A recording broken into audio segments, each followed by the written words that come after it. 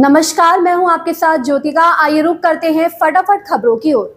जालंधर पश्चिम विधानसभा उपचुनाव पर 10 जुलाई को मतदान हुआ था। उपचुनाव में आम आदमी पार्टी ने मोहिंदर भगत को मैदान में उतारा था। वहीं कांग्रेस ने सुरेंद्र कौर और भाजपा ने शीतल अंगूराल को टिकट दिया था। जालंधर पश्चिम विधानसभा उपचुनाव और आम आदमी पार्टी के मोहिंदर भगत ने जीत लिया। उपचुनाव में चल रही परंपरा इस बार भी बरकरार रही और सत्ता पक्ष के हाथ ही जीत की चाबी लगी। उपचुनाव में आपकी जीत पर पंजाब के मंत्री हरपाल सिंह चीमा ने कहा कि मैं जालंधर पश्चिम के लोगों को धन्यवाद देना चाहता हूं। मुझे इस सीट को बड़े अंतर से बरकरार रखने का भरोसा है। लखनऊ में आयोजित आम महोत्सव में उत्तराखंड के 42 प्रजाति के आमों का प्रदर्शन किया गया। उत्तर प्रदेश के मुख्यमंत्री योगी आदित्यनाथ अपने जन्म स्थान के गांव के आम को देखकर काफी खुश हुए। आम देखते ही कहने लगे कि ये तो मेरे जन्म स्थान के हैं। वह काफी समय तक स्टॉल पर रुके रहे। उत्तराखंड के आम की 10 प्रजाति को पुरस्कार मिले। यूपी के लखनऊ में शुक्रवार को आम महोत्सव आयोजित हुआ। इसका शुभारंभ यूपी के मुख्यमंत्री योगी आदित्यनाथ ने किया। पीएम मोदी आज मुंबई को 29,400 करोड़ रुपए की परियोजनाओं की सौगात देंगे। लोकसभा चुनाव नतीजों के बाद प्रधानमंत्री का यह पहला मुंबई का दौरा है। प्रधानमंत्री नरेंद्र मोदी आज मुंबई के दौरे पर रहेंगे। इस दौरान वह गोरेगांव में NESCO प्रदर्शनी केंद्र में 29,400 करोड़ रुपए से अधिक की लागत वाली परियोजनाओं का शुभारंभ और शिलान्यास करेंगे। प्रधानमंत्री मुंबई महानगर क्षेत्र विकास प्राधिकरण की ठाणे बोरीवली और BMC की गोरेगांव मुलुंड लिंक रोड पर परियोजनाओं की आधारशिला रखेंगे। दोनों 2 सुरंगें हैं। प्रशांत किशोर ने कहा कि किसी दल का नहीं, लोग कहते हैं कि मैं जिसका भी हाथ पकड़ता हूं वो राजा बन जाता है। इस बार संकल्प लेकर आए, किसी दल और नेता का नहीं, आपका हाथ पकड़े बिहार की राजनीति में अपनी पैठ बनाने में लग जाएं। जन सुराज पद यात्रा के सूत्रधार प्रशांत किशोर लोकसभा चुनाव के बाद फिर से सक्रिय हो गए। प्रशांत किशोर ने सहरसा के सोनबरसा प्रखंड से पदयात्रा शुरू की। प्रशांत किशोर ने लालू नीतीश पर तंज कसते हुए कहा कि लोग कहते हैं कि हमारे पास विकल्प ही नहीं, हम किसको वोट दे। बिहार में तो 2 ही दल है, एक लालू जी का लालटेन और दूसरा मोदी जी का भाजपा।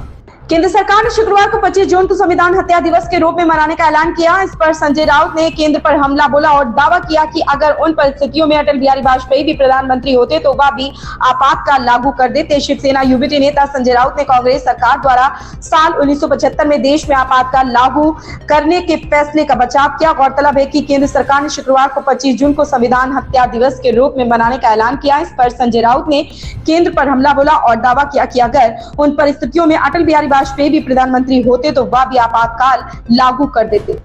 पिछड़ा दलित संयुक्त मोर्चा के प्रदेश अध्यक्ष सुशील कश्यप ने बताया कि इसी क्रम में अभ्यर्थियों ने भाजपा के राष्ट्रीय महामंत्री BL संतोष को भी पत्र लिखा।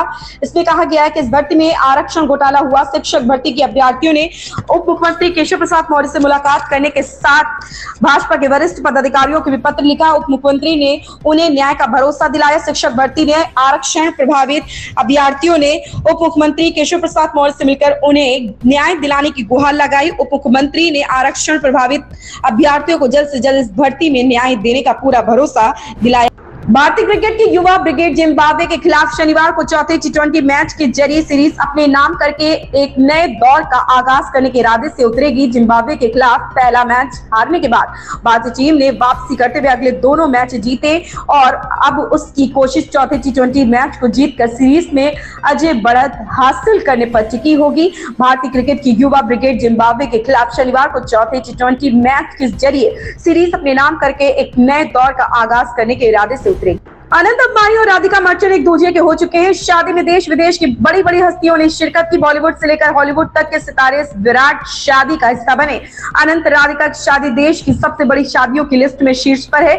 7 महीने तक शादी के विभिन्न कार्यक्रम हुए और अंत में 12 जुलाई 2024 को दोनों ने शादी कर ली।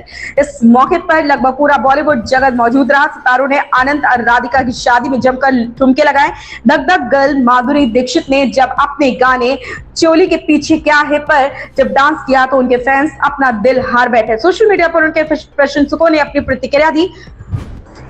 7 राज्यों की 13 विधानसभा सीटों पर उपचुनाव के लिए 10 जुलाई को मतदान हुआ था। आज 13 जुलाई को नतीजे घोषित किए जा रहे हैं। जिन राज्यों में उपचुनाव के लिए मतदान हुआ था उनमें पश्चिम बंगाल की 4, हिमाचल प्रदेश की 3, उत्तराखंड की 2 और बिहार, मध्य प्रदेश, पंजाब और तमिलनाडु की एक सीट शामिल है। वहीं हिमाचल प्रदेश की 3 तो उत्तराखंड की 2 सीटों पर भी मतगणना जारी है। लोकसभा चुनाव नतीजों के बाद पहली बार चुनाव हुए। 13 सीटों पर उतरे सभी 121 उम्मीदवारों की किस्मत का फैसला आज हो जाएगा। अमेठी सांसद किशोरी लाल शर्मा ने राहुल गांधी के बयान का समर्थन किया और कहा कि हमें सार्वजनिक जीवन में मर्यादा का पालन करना चाहिए, राजनीति में हार जीत लगी रहती। अमेठी से सांसद किशोरी लाल शर्मा ने लोकसभा में नेता विपक्ष राहुल गांधी के बयान पर कहा कि राजनीति में हार जीत लगी रहती। राहुल जी हमेशा ही सार्वजनिक जीवन में मर्यादा का पालन करते हैं। अमेठी सांसद ने कहा कि हमें ऐसी भाषा से बचना चाहिए। उन्होंने ये टिप्पणी ऐसे समय में की थी जब अमेठी में हार के बाद स्मृति ईरानी अपना सरकार बंगला खाली कर रही थी, तो सोशल मीडिया पर लोग उन पर कटाक्ष कर रहे थे। इन खबरों में बस इतना ही, बने रहिए हमारे साथ।